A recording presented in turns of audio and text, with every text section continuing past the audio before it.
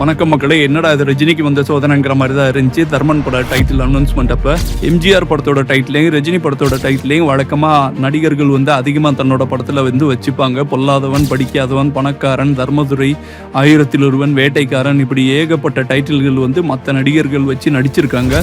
Rajini super ஸ்டாருங்கிறதுனாலேயே அவரோட title எல்லாம் அவர் ரொம்ப பார்த்து தான் சூஸ் பண்ணுவார். அப்படி சூஸ் பண்ண டைட்டில் தான் இந்த தர்மன் டைட்டில். ஆனால் இதில் சுவாரஸ்யமான விஷயம் என்னன்னு பார்த்தீங்கன்னா, இந்த படம் ராமராஜனோட ஒரு படங்க. ராமராஜனோட டைட்டில் தான் இந்த தர்மன் டைட்டில். காவேரி வேந்தனோட இயக்கத்தில் V.A. துரை தயாரிப்பில் முதல் முறையாக ராமராஜன் டபுள் ரோல்ல நடிக்க இருந்த படம் தான் இந்த தர்மன் திரைப்படம். ராமராஜன் திரைப்படங்கள்லேயே இந்த படத்துக்கு தான் பட்ஜெட் கொஞ்சம் அதிகமாக இருந்திருக்கு. ஸோ 2005 ஆரம்பிச்ச இந்த படம் 15 நாட்கள்லேயே நிதி நெருக்கடியால் ஷூட்டிங் நிறுத்தப்பட்டது. அதுக்கப்புறம் இந்த படம் ஆரம்பிக்கவே இல்லை. இந்த டைட்டில் விஷயத்தை பொறுத்த வரைக்கும் ஒரு படத்தோட டைட்டில் 15 வருஷத்துக்கு அப்புறம் இன்னொரு புது படத்துக்கு யூஸ் பண்ணிக்கலாம். அப்படிதான் இந்த படத்துக்கு தர்மன்கிற டைட்டில் யூஸ் பண்ணியிருக்காங்க.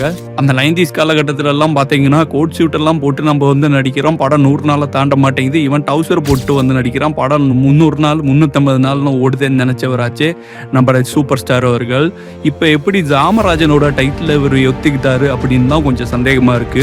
ஏற்கனவே இந்த படத்துக்கு 3 டைரக்டர்ஸை மாற்றி தான் அஸ்வத் மாரிமுத்துவை 4வது டைரக்டராக போட்டிருக்காங்க. கமலஹாசனோட ப்ரொடக்ஷன் தான் கொஞ்சம் அப்படி இப்படி இருக்க தான் செய்யும். இன்னும் இந்த படத்துக்கு என்னெல்லாம் நடக்க போகுது அப்படிங்கிறத பொறுத்திருந்து தான் பார்க்கணும். தர்மன்கிற டைட்டில் ராமராஜனுக்கு பொருத்தமாக இருக்கா, ரஜினிகாந்துக்கு பொருத்தமாக இருக்கான்னு கமெண்ட்ஸில் சொல்லுங்கள் மக்களே. அப்படியே நம்ம சேனலையும் சப்ஸ்கிரைப் பண்ணி சப்போர்ட் பண்ணுங்கள். நன்றி, வணக்கம்.